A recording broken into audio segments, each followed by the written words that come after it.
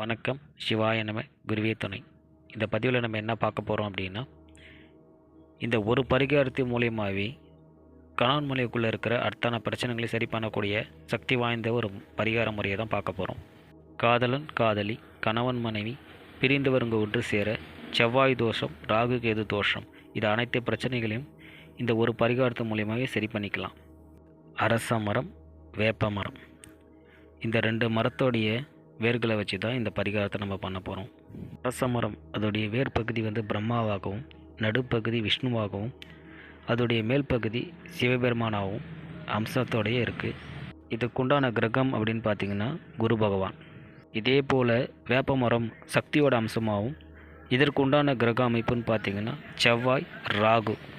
இந்த இரண்டு மரமும் இணையும் போது முழுக்க முழுக்க அர்த்தநாரீஸ்வரராக சிவசக்தி இணைவாக இது இருக்குது. அரச மரம் ஆண் மரமாகவும், வேப்ப மரம் பெண் மரமாகவும் இருக்குது.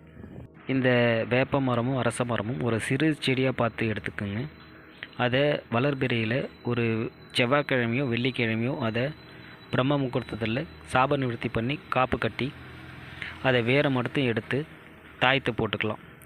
தாயத்து போட்டு அது கூட பச்சை கற்பூரம் ஜவ்வாது சேர்த்து கழுத்துலேயோ இல்லை இடுப்புலையோ கட்டிக்கலாம். அப்படி என்னால் வேறு எடுத்து பண்ண முடியாது அப்படின்னு நினச்சிங்கன்னா, அரச மரத்தோடையோ வேப்ப மரத்தோடைய வடக்கு போகிற கிளையிலிருந்து ஒரு சிறு குச்சியை எடுத்து தாயத்தில் போட்டு அது கூட பச்சை கற்பூரம் ஜவ்வாது போட்டு பயன்படுத்திக்கலாம். இருந்தாலும் அந்த வேறு பயன்படுத்தும் போது தான் முழு பலன் நமக்கு கிடைக்கும். பயன்படுத்தி பாருங்கள், வெற்றி கிடைக்கும். பயன்படுத்துறதுனால கணவன் மனைவி ஒற்றுமை ஏற்படும்.